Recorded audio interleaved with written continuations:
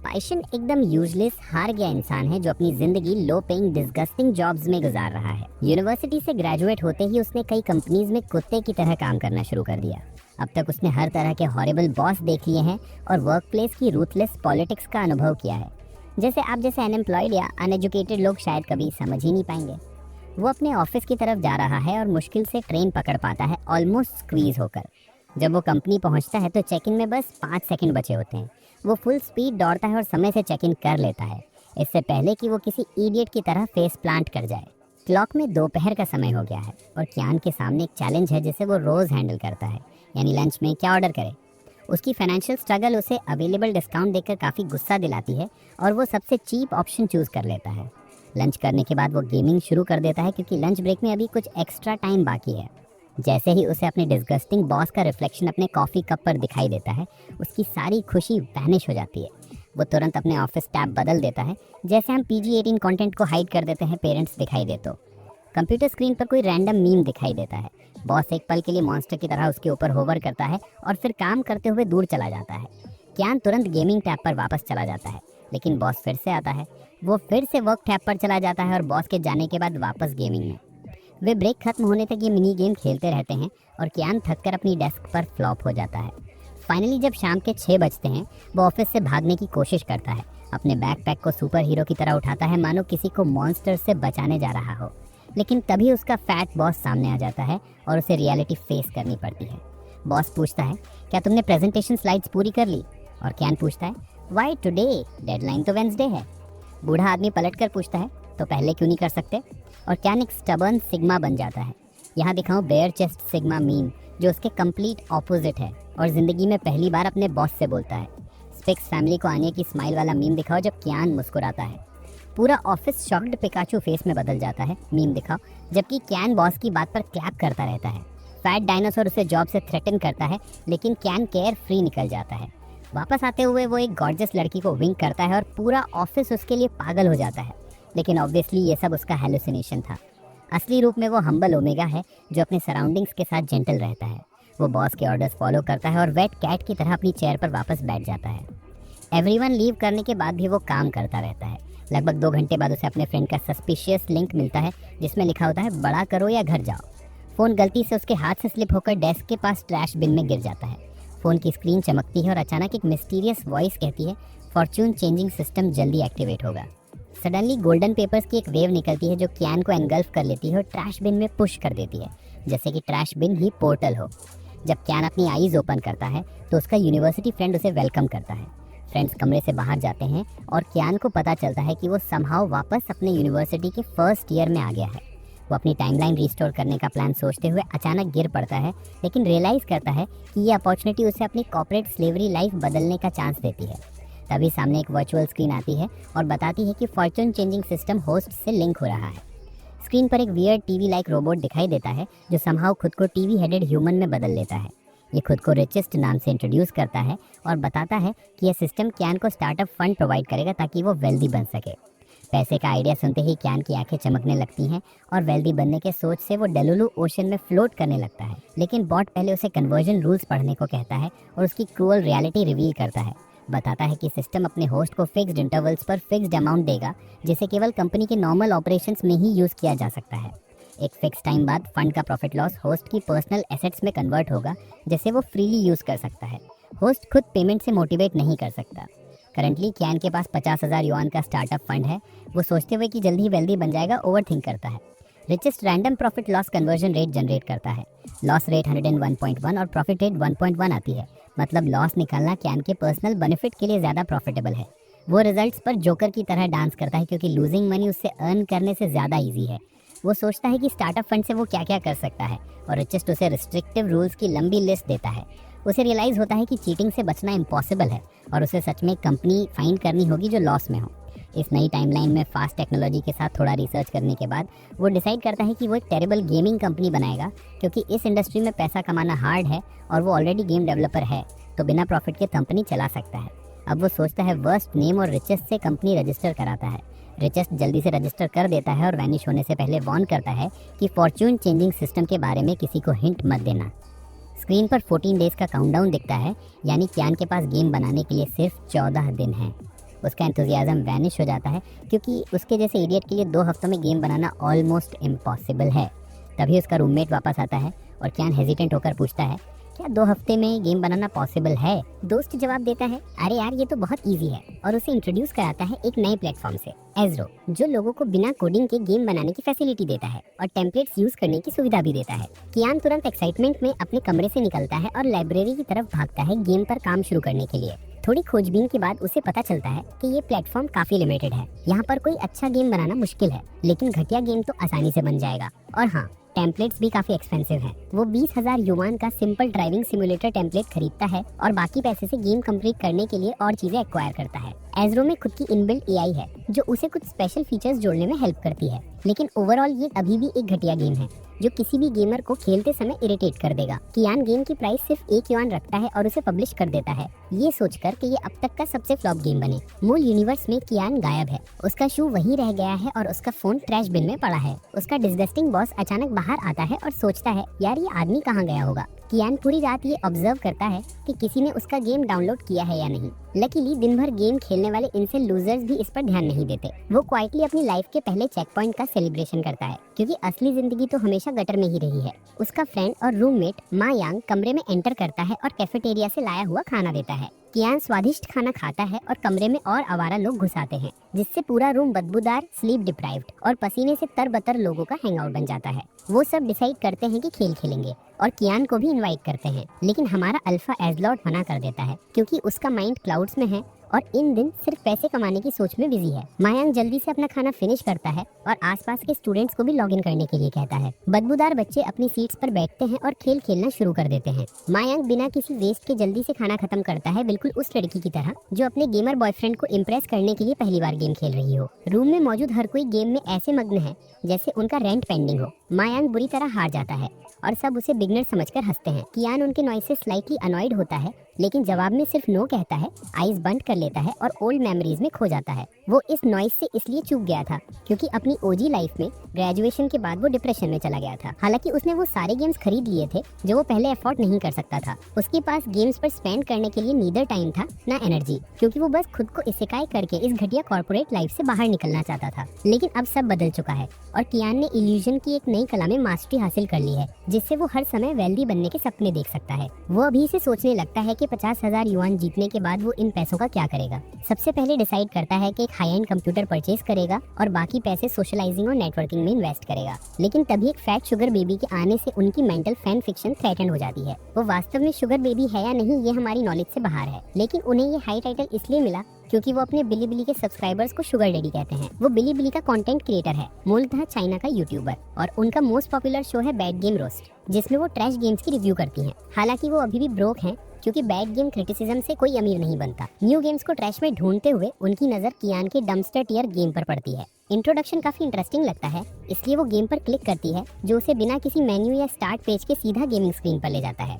Initially ये थोड़ा मजेदार लगता है, लेकिन एंटरटेनमेंट सिर्फ कुछ मिनट्स का होता है और वो रैंडम रीजन से मरने लगता है। लेकिन उसकी माँ ने कभी हार मानने वाला कोई नहीं पाला, इसलिए वो घंटों खेलता रहता है, बार बार मरता रहता है। गेम उसे इतना फ्रस्ट्रेट करता है कि वो क्रिएटर को चोक करने वाला मीम अप्लाई करना चाहता है, लेकिन ये स्ट्रेंजली एडिक्टिव भी है। कुछ आवर्स की नॉनसेंस के बाद फाइनली वो हार मानने का डिसाइड करता है, लेकिन स्क्रीन पर एक नोट दिखाई देता है जो उसे कंटिन्यू करने के लिए मोटिवेट करता है और अंत में मिलने वाले रिवॉर्ड का लालच देता है। वो फिर से गेम में डाइव करता है और इस बार पूरी तरह एब्जॉर्ब हो जाता है। इस मीनिंगलेस गेम को खेलते हुए ह्यूमन एग्जिस्टेंशियल क्राइसिस का अनुभव करने लगता है। अपनी लाइफ के 8 घंटे वेस्ट करने के बाद अंततः उसकी जीत होती है। जब लगता है कि फाइनली रिवॉर्ड मिलेगा, तभी स्क्रीन दिखाती है कि उसने उस ट्रैश गेम में आवर्स बर्बाद किए हैं जिसका कोई मतलब नहीं है। फैट यूट्यूबर सोचता है 20th फ्लोर से जमीन पर जंप करने के बारे में, क्योंकि उसने किसी ट्रैश स्कैम के लिए इतनी मेहनत तो नहीं की थी। 2.3 डेज बाद जब चियान अपनी क्लास में बैठा होता है तो वो रिचेस्ट पर्सन को अपने करंट स्टेट्स चेक करने बुलाता है। उसे अंदाजा है कि गेम कई बार डाउनलोड हुआ, लेकिन लगता है कि इससे कुछ नहीं बदलेगा। वो अपने वंडरलैंड में लॉस्ट है जब रिचेस्ट पर्सन बताता है कि एज़रो वीकली पेमेंट्स करता है, इसलिए स्टैट्स अभी कंप्लीट अपडेट नहीं हुए हैं। तभी वो 2 क्लासमेट्स को डिस्कस करते हुए सुनता है एक अनोइंग गेम के बारे में जो रिसेंटली किसी यूट्यूबर की वजह से वायरल हुआ। डिस्क्रिप्शन ऑडली फेमिलियर लगती है, और चियन एंग्शियस हो जाता है कि कहीं वो उसके डम्पस्टर टेयर गेम के बारे में तो बात नहीं कर रहे, जिसे उसने सोचा था कि ज्यादा से ज्यादा 10 डाउनलोड्स ही होंगे। वो क्लास से बुलेट ट्रेन की तरह भागता है, लड़कों को बुलेट ट्रेन दिखाता है, अपने रूम की तरफ दौड़ता है और लैपटॉप खोलकर गेम का स्टेटस चेक करता है। अब तक इसे 8000 बार डाउनलोड किया जा चुका है और नेक्स्ट डेडलाइन तक उसके पास सिर्फ 10 दिन बचे हैं। वो कमेंट्स चेक करते हैं कि मिस्टर चियाओ, जो वही शुगर बेबी कंटेंट क्रिएटर हैं, उनके जरिए गेम का इंट्रोडक्शन देख रहे हैं। मजे की बात यह है कि मायांग वही वीडियो देख रहा है जिससे ये गेम वायरल हुआ था। चियाओ मायांग के लैपटॉप के पास जाकर वीडियो देखते हैं। मिस्टर चियाओ एक्सप्लेन करते हैं कि कैसे उसने ट्रैश गेम कंप्लीट करने में 8 घंटे लगाए और इसे हिस्ट्री का सबसे वर्स्ट ड्राइविंग गेम बताता है। मायांग कहता है कि उसने मिस्टर चियाओ को पहले कभी इतना एक्साइटेड नहीं देखा और इसी वजह से इस वीडियो को उनके बाकी सारे वीडियो से ज्यादा व्यूज मिले हैं। वो रेकमेंड करते हैं कि लोग ये गेम ट्राई करें क्योंकि ये साइमल्टेनियसली बोरिंग और इंटरेस्टिंग लगता है, बिना ये जाने कि चियन का दिमाग इस बात पर घूम रहा है। चियन इस प्रपोजल को फ्लैटली रिजेक्ट कर देता है और लोगों को गेम छोड़ने के लिए कन्विंस करने के वे सोचने लगता है। उसके पीनट शेप्ड माइंड में एक आइडिया आता है कि वो पोलाइटली एक डिस्क्रिप्शन लिखे और लोगों से पैसे वापस करने का रिक्वेस्ट करे, लेकिन कोई भी इसे सीरियसली नहीं लेता और लोगों से कंफर्ट देते हैं कि अरे यार ये तो घटिया गेम ही बनाया। 2-3 दिन बीतते हैं और चियन लुक करता है जैसे किसी डेड बॉडी की तरह। अब तक मायांग भी गेम खेल चुका है और अब वो डेवलपर चिडोरी से मिलना चाहता है। वो चियन को बताता है कि ये गेम कितना फ्रस्ट्रेटिंग है और पूछता है कि उसने कभी इसे ट्राई किया है। चियन अंदर से डेड सा दिखता है और अपने दोस्त की तरफ देखे बिना कहता है ये गेम किसी को भी नहीं खेलना चाहिए था, लेकिन लक उसके साथ खेल रही है, इसलिए ये ट्रैश गेम सडनली फेमस हो जाता है। उसे पता है कि अगर वो इस गेम से 1000 युआन भी अर्न कर लेता है तो उसे सिर्फ 10 युआन ही मिलेंगे। प्रॉफिट लॉस रेशियो पूरी तरह मेस्ड अप है। इसी बीच एक सेक्रेटरी एक कंपनी सीईओ को एजरो प्लेटफॉर्म पर डाउनलोड्स के मंथली स्टैट्स देती है। वो बताती है कि इस मंथ उन्होंने 15 कंपनीज अक्वायर की हैं, उनमें से एक इंडिपेंडेंट डेवलपर भी हैं, लेकिन उनकी कंपनी टेंडर टेक्नोलॉजी उनके प्रेफरेंस के हिसाब से बहुत छोटी है। सीईओ थोड़ा सरप्राइज होता है डेवलपर के फर्स्ट गेम के डाउनलोड देखकर। सेक्रेटरी ट्राई करती है सीईओ को खुश करने के लिए और बताती है कि गेम की प्राइस सिर्फ 1 युआन है, इसलिए एक्विजिशन भी कर लें तो ज़्यादा प्रॉफिट नहीं होगा। सीईओ कैजुअली जवाब देता है कि उसे प्रॉफिट की परवाह नहीं है, वो तो बस मोनोपोली एस्टैब्लिश करना चाहता है। वो सेक्रेटरी को इंस्ट्रक्ट करता है कि कंपनी पर क्लोज वॉच रखे, लेकिन लड़की रिप्लाई में कंप्लेन करती है कि उसने उसका नाम गलत लिखा है। उसकी प्रोवोकेटिव बिहेवियर से इरिटेटेड होकर सीईओ तुरंत उसे फायर कर देता है, अपनी रियल सिग्मा कैपेबिलिटीज दिखाते हुए। यहाँ डालो सिग्मा मीम। डेडलाइन पर चियन आखिरी बार होप करता है कि समहाउ उसे लॉस मिले, लेकिन इंटरनेट पर कुछ भी नहीं होता। उसके 70,000 डाउनलोड्स हो जाते हैं, जिससे उसे प्राइवेट यूज़ के लिए सिर्फ 700 युआन मिलते हैं। बस यूं ही पड़े पड़े बिना कुछ किया अमीर बनने का उसका ड्रीम साइटमा से डिस्ट्रॉय हो जाता है। बताने की ज़रूरत नहीं कि नेक्स्ट राउंड के लिए कंपनी अकाउंट में $300,000 का एक्स्ट्रा फंड ऐड हो जाता है, यानी अब उसे अपने लिए पैसे अर्न करने के लिए $300,000+ लूज करना होगा। रिचेस्ट सिस्टम चियन को नेक्स्ट राउंड के लिए 30 डेज की टाइमलाइन देता है और फिर वैनिश हो जाता है। चियन एक डिस्ट्रेस लड़की की तरह नीज पर गिर जाता है और अपने लाइफ डिसीजंस पर सोचने लगता है। इतनी मेहनत करने के बाद भी उसने सिर्फ 700 युआन कमाए।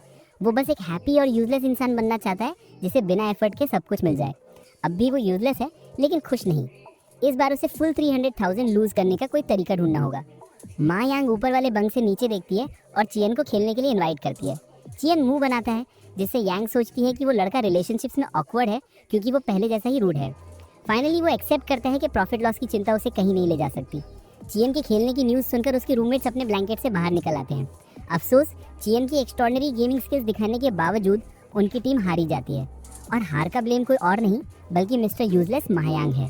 पूरा ग्रुप उस पर अटैक करता है क्योंकि वो ट्रैश गेम खेलता है और हर बार उन्हें हराता है। मायांग चियन को बचाव के लिए बुलाता है, लेकिन चियन एक्सप्लोड हो जाता है और उसे प्रोफेशनली तरीके से यूजलेस कहता है। ये प्रोफेशनल डेडवेट टर्म उसके दिमाग में बल्ब जला देता है और वो डिसाइड करता है कि वो अपने फ्रेंड की यूजलेसनेस का फ़ायदा उठाएगा। उसे लगता है कि ये आइडिया सोचकर वो बहुत टैलेंटेड है। जब मायांग अपने ड्रीम लैंड में खोया हुआ था, शायद किसी यूनिकॉर्न के बारे में ड्रीम देख रहा था, चियन उसकी क्रीपी स्माइल से उसे जगाता है और ऐसा बिहेव करता है जैसे वो उस लड़के के साथ टीज करने वाला हो। उसने वास्तव में ऐसा किया। नेक्स्ट डे भी क्लास में चियन यांग को ऐसे ऑब्जर्व करता है जैसे अंकल अपने नेफ्यू को देखते हैं। यांग सोचती है कि वो सच में उस आदमी से डर रही है। इस बीच दूसरा गाय सिर्फ अपनी स्टुपिडिटी का यूज़ करने के बारे में सोचता है। कैफेटेरिया वाला भी चियन को यांग के फेस पर चीक्स रब करते हुए देखता है और सोचता है कि यहाँ कुछ रेनबो नॉनसेंस चल रही है। यांग आखिरकार अपनी लिमिट क्रॉस करता है और एंग्री होकर चियन से पूछता है कि आखिर उसे चाहिए क्या। चियन अपनी डेजर्ट लविंग साइड दिखाते हुए यांग का हाथ पकड़ता है और कहता है कि वो उसे चाहता है। कैफेटेरिया में सभी एक मोमेंट के लिए साइलेंट हो जाते हैं, फिर अपने फोन्स निकालते हैं और फुजोसी लव रिएक्शन मीम्स कैप्चर करना शुरू कर देते हैं। महायांग बच्चे की तरह रोता है, सोच कर कि चियन उसे किस किस चीज़ के लिए चाहता होगा। पूरे दिन की मिसअंडरस्टैंडिंग के बाद पेई चियन उसे गे हिंट्स देना बंद करता है और बताता है कि वो असल में यांग से क्या चाहता है। वो रिवील करता है कि वो एक गेम बनाने का प्लान कर रहा है और यांग से हेल्प चाहता है। फ्रेंडशिप की वजह से यांग रेडी है हेल्प करने के लिए, लेकिन उसे कोई उम्मीद नहीं है क्योंकि गेम बनाने में बहुत पैसा स्पेंड होगा। इसके अलावा उसे इस फील्ड में कोई एक्सपीरियंस नहीं है। यांग अपना आंसर देते हुए चला जाता है। उसे रोकने के लिए चियन ड्रामेटिकली अनाउंस करता है कि लोनली डेजर्ट रोड वही क्रिएट किया था। ये रेवलेशन सिर्फ यांग को स्टॉप नहीं करता, बल्कि उसे पास के डोर से शव करके नीज पर गिरा देता है। वो उस पल पे कियान का सबसे बड़ा सपोर्टर बन जाता है और तुरंत उसके साथ काम करने के लिए रेडी हो जाता है। दोनों हाथों में हाथ डालकर अपनी आने वाली फिल्म की सक्सेस के लिए मेहनत करने का रिजॉल्व करते हैं। बाहर से देखने पर ऐसा लगता है जैसे वो बस खाली समय में एक दूसरे के शरीर को एक्सप्लोर कर रहे हों। मायंग कुछ कोडिंग बुक्स खरीदता है जो इन्हें गेम डेवलपमेंट सीखने में मदद कर सकती हैं, लेकिन वे भी उसकी तरह ही यूजलेस हैं क्योंकि गेम बनाने के लिए वे ईजरो एक नो कोड प्लेटफॉर्म का इस्तेमाल करेंगे। पे कियान उसे एडवाइस करता है कि किताबें पढ़ना वैसे भी बेनिफिशियल है, लेकिन मायंग एक शब्द पढ़ते ही ड्रीम लैंड में लौट जाता है। कियान को बस उसका अनबिलीवेबल होना पसंद है। वो चाहता है कि मायंग अगले 30 दिनों तक आइडल रहे और उसके लिए पूरा पैसा लूज करे। कियान सुबह उठते ही काम पर लग जाता है। उसके दिमाग में एक ही सवाल घूमता है कि वो ऐसा गेम कैसे बनाए जिससे फाइनेंशियल लॉस मैक्सिमाइज हो। क्योंकि प्लेयर्स लोनली डेजर्ट रोड को टेंगडा टेक्नोलॉजी से कनेक्ट करने लगे हैं, इसलिए जो भी गेम वो बनाएगा उसे लोग ज़रूर नोटिस करेंगे। लेकिन उसके दिमाग में कोई आइडिया नहीं आ पा रहा क्योंकि उसके रूममेट के स्टिंकी सॉक्स बालकनी में पड़े हैं और उसका माइंड ब्लॉक्ड है। वो सिर्फ 3 लाख युआन से कोई बड़ा गेम नहीं बना सकता और बिना गेम बनाए वो अपनी रकम भी स्पेंड नहीं कर सकता क्योंकि फाइन लगेगा।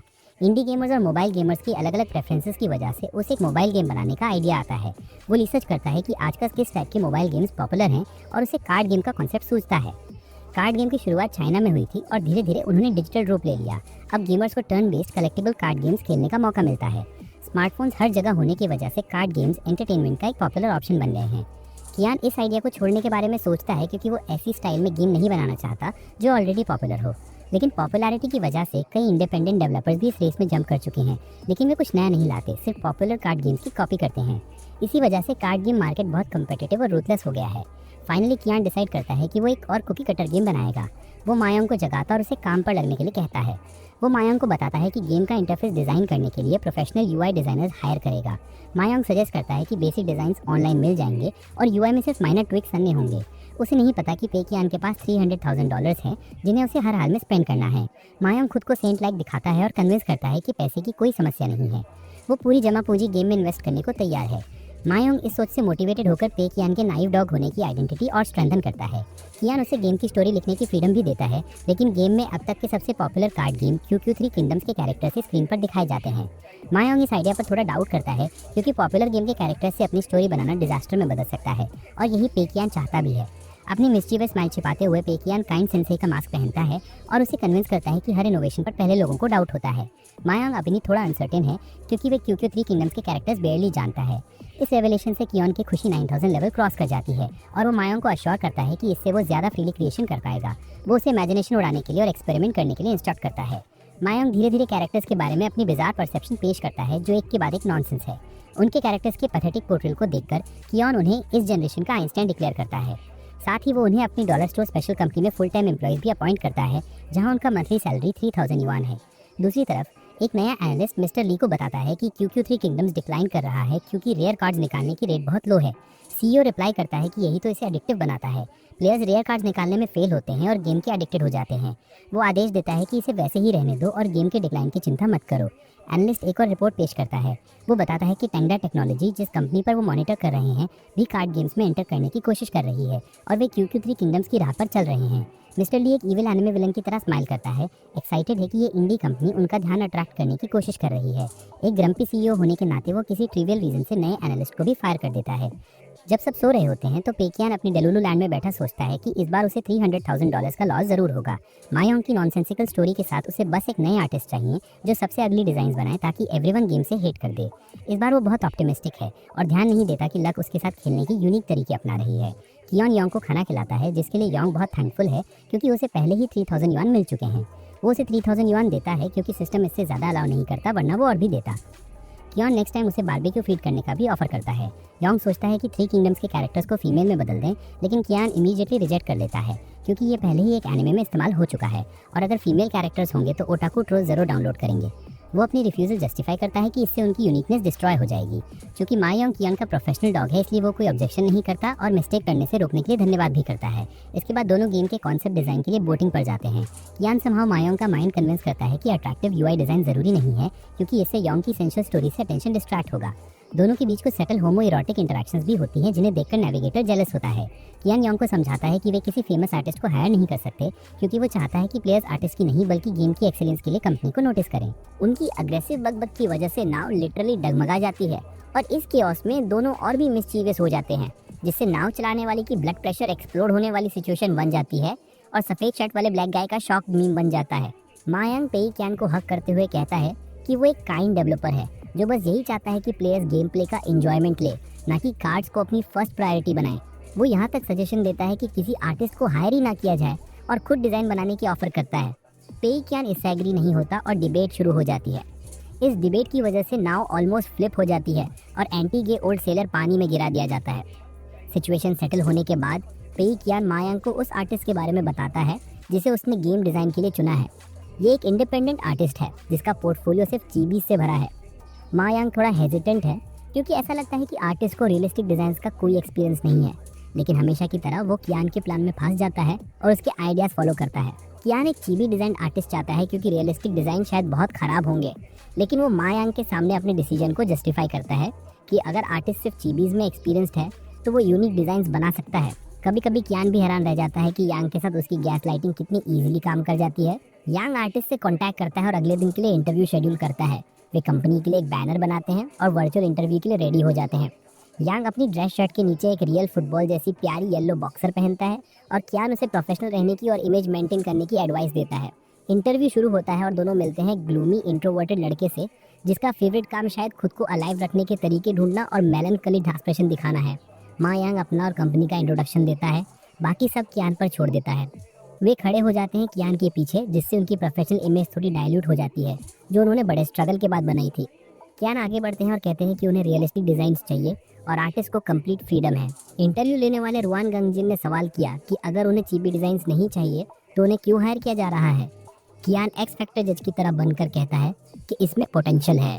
गंगजिन कहते हैं कि वो एक सेट के लिए कूके येन लेंगे और मा यांग इस ऑफर पर इरिटेट हो जाता है और उन्हें ग्रीडी डिक्लेयर करता है। दूसरी तरफ कियान एक बिजनेस टाइकून की तरह बिहेव करता है, जिसे फोर्ब्स ने अभी अभी बिलियनियर डिक्लेयर किया है। वो कहता है कि $2000 बहुत कम है। वो आगे कहता है कि उसे आर्ट डिज़ाइन चाहिए जो ऑर्डिनरी से हटके हो, इसलिए वो ज़्यादा पे करने को रेडी है। वो ऑफर बढ़ाकर 3500 येन करता है, जिसे गंगजिन और मा यांग की आंखें फटी की फटी रह जाती हैं।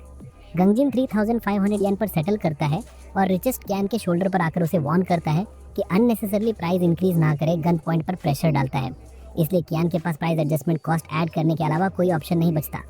इसके बाद रिचेस्ट वैनिश हो जाता है और कियान डीप ब्रेथ लेता है। वो खुद को मास्टरमाइंड समझकर रिचेस्ट को फूल कर देता है, क्योंकि शुरुआत से ही कोई रिवीजन नहीं चाहता था। गंगजिन जो भी फेक डिज़ाइन लाएगा वही काम करेगा। इंटरव्यू के एंड में गंगजिन रेफरेंस मांगता है ताकि उसे आइडिया हो कि कंपनी क्या एक्सपेक्ट कर रही है, लेकिन कियान उसे फ्रीली ड्रॉ करने के लिए कहता है। वो उसकी फ्लैटरी भी करता है और कहता है कि उसे आर्टिस्ट की चॉइस और प्रोफेशनल स्टाइल पर फुल ट्रस्ट है, जिससे इंट्रोवर्टेड फील बॉय इमोशनल होकर रोने लगता है। उसने कभी सोचा भी नहीं था कि एक दिन उसे अपने काम के लिए इतनी हाई प्राइस मिलेगी। ये मोमेंट उसे इस ग्लूमी सैड बॉय वाले ड्रामे को एंड करने के लिए और काम पर फोकस करने के लिए मोटिवेट करता है। दूसरी तरफ कियान यांग को आर्ट डिज़ाइन सुपरवाइज करने के लिए अपॉइंट करता है, क्योंकि वो गेम प्ले पर बिजी रहेगा। यांग, जो अब तक कियान के एक्सप्लॉयटेशन से अनअवेयर था, खुशी खुशी ऑर्डर्स एक्सेप्ट कर लेता है और प्रॉमिस करता है कि वो बेस्ट एफर्ट देगा। मीनवाइल कियान इंटरनली कॉन्ग्रेचुलेट करता है खुद को कि उसने इनक्रेडिबल यांग को इनकॉम्पिटेंट गंगजिन की सुपरविजन हैंडल करने के लिए प्लान किया। लेकिन वो सिर्फ आर्ट स्टाइल पर ही डिपेंड नहीं रह सकता अगर गेम फेल होना है तो। वो प्राइस इंक्रीज करने के बारे में सोचता है ताकि अनएम्प्लॉयड आइडल लोग जिनके पास कुछ करने को नहीं है उसका गेम परचेज ना कर सकें। उसके दिमाग में उसके दो अल्टर ईगोस प्रकट होते हैं जो एडवाइस देते हैं जैसे चलते फिरते स्नैक्स हों, जबकि वो खुद असली रूप में एक शैडी थग लगता है। कार्ड प्लेइंग लवर्स को गेम ना खेलने का साइकोलॉजिकल फियर देने के लिए वो उन्हें लाइफ टाइम सब्सक्रिप्शन के साथ अनलिमिटेड पुल्स ऑफर करने का प्लान करता है, जिससे गेम बोरिंग हो जाएगा, क्योंकि कार्ड प्लेइंग एंजॉयमेंट का मेन रीजन ही उनकी गैम्बलिंग टेंडेंसी है। वो खुद को टैलेंटेड मानकर अपनी पीठ थपथपाता है। नेक्स्ट स्टेप प्रैक्टिकल है, गेम डिज़ाइन करना। उसे एक फेल प्रोजेक्ट मिलता है जो QQ3 किंगडम्स के कोर प्रिंसिपल्स की कॉपी करता है। वो तुरंत टेम्पलेट खरीद लेता है और उसे यूज़ करता है। इसमें अब तक के सबसे अगली विजुअल्स और इफेक्ट्स हैं, लेकिन यही कियान की खोज थी। दूसरी तरफ गंगजिन अपने आर्टिस्ट फ्रेंड्स के साथ बैठा है जो आर्ट डिज़ाइन में हेल्प करेंगे और कॉन्ट्रैक्ट रिक्वायरमेंट्स और कैरेक्टर डिस्क्रिप्शंस पढ़ रहे हैं। उन्हें यकीन नहीं हो रहा कि टेंगा टेक्नोलॉजी ने ऐसे कैरेक्टर्स कैसे डिज़ाइन किए हैं। गंगजिन के फ्रेंड्स को तो ये लगता है कि स्कैम भी हो सकता है, क्योंकि क्लाइंट इतना पैसा पे करने को रेडी नहीं है। गंगजिन बताता है कि उसके अकाउंट में पैसे ऑलरेडी डिपॉजिट हो चुके हैं, जो और भी शॉकिंग है। रिक्वायरमेंट्स टफ है, लेकिन वो हमेशा के लिए चीबीज में स्टक नहीं रहना चाहता, इसलिए इसे कंप्लीट करेगा। उसके फ्रेंड्स अपने ग्लूमी फ्रस्ट्रेटेड दोस्त को आगे बढ़ते देखकर इंस्पायर्ड होते हैं और काम को सीरियसली लेने का डिसीजन लेते हैं। गंगजिन अपनी पर्सनल आर्ट स्टाइल वॉश और ऑयल पेंटिंग अडॉप्ट करने का डिसीजन लेता है, जिसे उसके फ्रेंड्स बहुत डिसअपॉइंटिंग मानते हैं। लेकिन गंगजिन को फुल कॉन्फिडेंस है, क्योंकि डिज़ाइन की मेन नीड एपिक क्रिएशन है, जो इस स्टाइल के साथ परफेक्टली मैच करती है। वो आदमी जो पहले अंधकार और उदासी का मैसेंजर लगता था, अचानक उसकी आंखों में स्पार्क आ जाती है। वो और उसके दोस्तों ने कई दिनों तक नॉनस्टॉप मेहनत की और समय सीमा से एक दिन पहले ही सभी डिज़ाइन सबमिट कर देते हैं। जब मायांग को डिज़ाइन मिलता है तो वो चैन से रिव्यू करने के लिए कहता है, लेकिन चैन डीप स्लीप में होता है, तो वो मायांग को डिस्टर्ब नहीं करता और खुद ही रिव्यू स्किप कर देता है। नाम के लिए चैन मायांग से कहता है कि इसे फैंटम जनरल नाम दे। मिस्टर अनरिलायबल गेम लॉन्च दिन से पहले ही पूरा हो जाता है और सारे बग्स फिक्स कर दिए जाते हैं। लॉन्च का समय आता है और चैन सजेस्ट करता है कि डिस्क्रिप्शन सिंपल रखें कि ये बस एक नॉर्मल कार्ड गेम है। मायांग, जो हमेशा से थोड़ा क्लूलेस रहा है, सोचता है कि वो रिवर्स मार्केटिंग स्ट्रैटेजी अडॉप्ट कर रहा है, मानो चैन गेम की मार्केटिंग पर एक पैसा भी खर्च नहीं करेगा। लेकिन उसका ईगो लिटरली धूल में मिल जाता है। उसने गंगजिन को इसलिए हायर किया था क्योंकि उसे लगता था कि वो एक सैड, टैलेंटलेस एक्सेंट्रिक है जिसमें अच्छा आर्ट बनाने की इच्छा नहीं है, लेकिन अब उसने उसे पूरी तरह से बीट कर दिया। चैन मनी मन हल्क बन जाता है, हर सामने आने वाली चीज़ को डिस्ट्रॉय करना चाहता है। वो चाहते हुए हल्क को चीज़ें क्रश करते हुए विजुलाइज करता है, लेकिन मायांग सोचता है कि ये गुस्सा इसलिए है क्योंकि चैन ने गंगजिन को कम पैसे दिए, जबकि असल में चैन सिर्फ अपनी मनी और गंगजिन की लाइफ सिक्योर करना चाहता है। वो यांग को कहकर भगा देता है कि वो अकेला रहना चाहता है, जिससे यांग को लगता है कि चैन किसी साइकोलॉजिकल ट्रॉमा से गुजर रहा है। कई दिनों तक मेन कैरेक्टर की तरह फील करने के बाद चैन की आंखों में वेट कैट और टेंशन को एनकैप्सुलेट करता है। हालांकि डेलुलु लैंड के अध्यक्ष के रूप में वो खुद को फिर से ये यकीन दिलाने में कामयाब हो जाता है कि ये गेम फ्लॉप होने वाला है। उसे लगता है कि क्योंकि थ्री किंगडम्स के फैंस सुंदर आर्ट डिजाइन्स पसंद करते हैं और मार्केट अस्थिर है, इसलिए फ्लॉप होने की संभावना अभी भी बनी हुई है।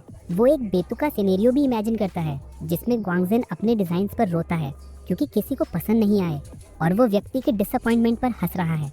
वो पक्का यकीन रखता है कि डेलुलु ही एकमात्र सलुलु है और इस बार भी वो इसी उम्मीद पर कायम रहेगा।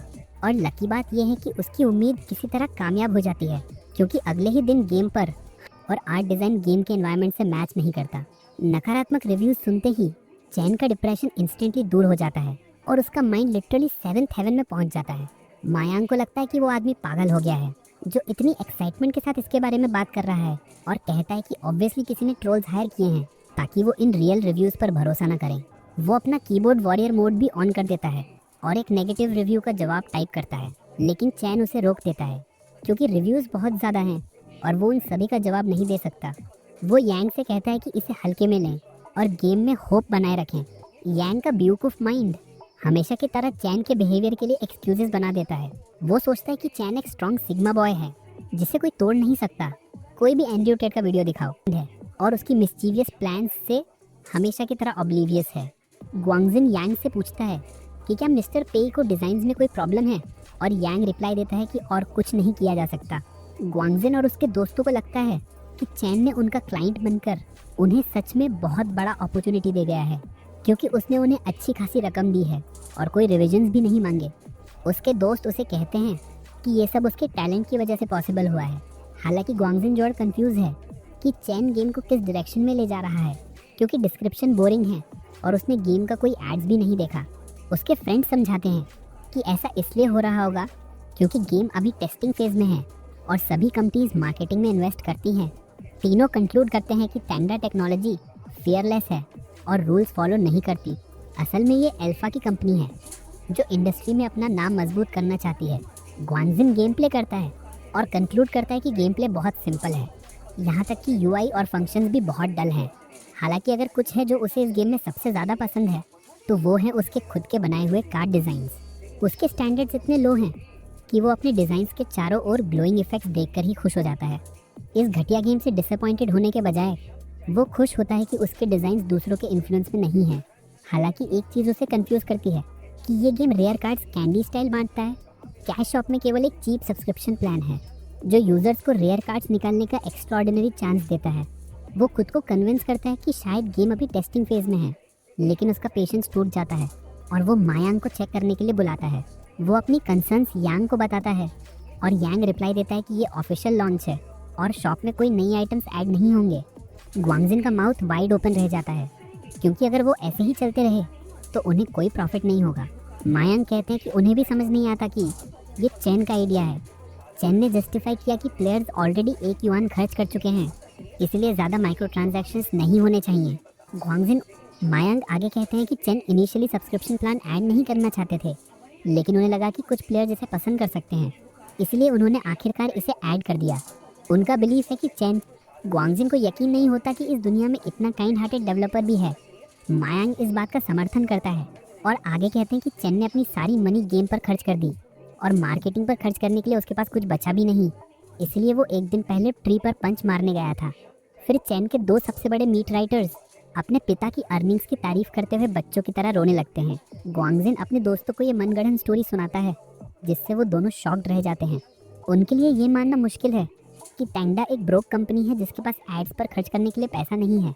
ग्वांगजिन और भी ज़्यादा एंग्री हो जाता है कि मनी की कमी के बावजूद चैन ने कभी किसी के साथ रफ बिहेवियर नहीं किया, लेकिन वो जानता है कि कंपनी ऐसे गेम से कोई प्रॉफिट नहीं कमा सकती, इसलिए वो इसे फिक्स करने की रिस्पॉन्सिबिलिटी लेता है।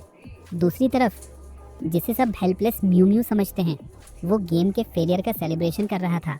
हालांकि हर बार की तरह उसके ड्रीम्स और होप्स तब शाटर हो जाते हैं जब मायांग दौड़कर उसकी ओर आती है, उसे हक करती है और खुशी से बताती है कि गेम से फन नाइट में 10,000 प्लस डाउनलोड्स अचीव कर लिए हैं। चैन समझ नहीं पा रहा कि जब कोई एड्स नहीं दिखाया गया तो गेम को डाउनलोड्स क्यों मिल रहे हैं, और तो और मेल पर कई सारे नए 5 स्टार रिव्यूज़ भी आ गए हैं, जिसके वेट से